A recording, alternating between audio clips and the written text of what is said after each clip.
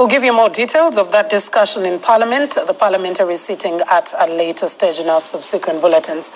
Now, with the onset of the rainy season, several farmers, including both nationals and refugees living in the Bidibidi refugee settlement in Yumbe district, have been supported with farm inputs and seeds as part of the efforts to food.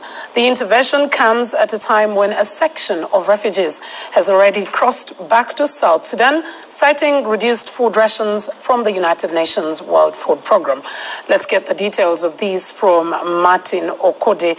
Martin Okudi, is it time? Because in some areas of Uganda, it feels like the rain season is actually coming to an end. And just how much in terms of projection will these food inputs be able to provide for food security since the rations have reduced?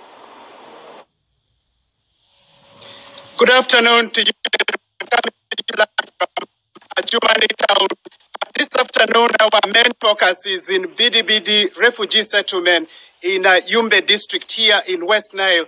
This settlement is hosting over 245,000 refugees from the neighboring South Sudan. Now, because of reduction of food ratio given to them by the United Nations World Food Programme, majority of them, quite a number of them have started crossing back to South Sudan using illegal borders.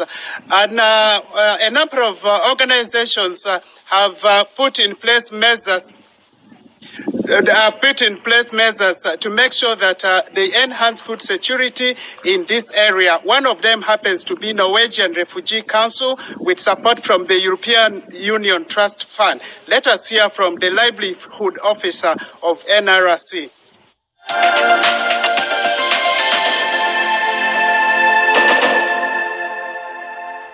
All the refugees were on the cards. They are getting ratio from World Food Programme. But apparently, World Food Programme has cut the food prices, the food ration from 100% to 70%. And now even this 70% has been cut to half, which is now making it very hard for the households to meet their needs. But all these refugees were depending on the food ration being given. But we have seen in the last 4 years, the refugees and the refugees who are receiving food from the World Food Programme, they are producing their own food. You can see around the settlement, you can see now maize flourishing in the garden. People have really embraced the project, they have embraced agriculture, and we see in the long run this is going to address the problem of food insecurity. And we also provide financial literacy, financial inclusion support, where we provide trainings. This project implemented by Norwegian Refugee Council is going to benefit 5,000 farmers.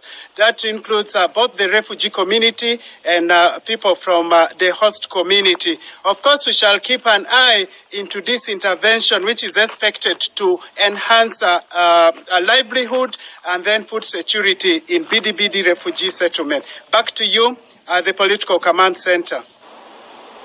All right, thank you very much for that update coming in, and we do hope that there will be a change with now the seats that have been given out. To Martin.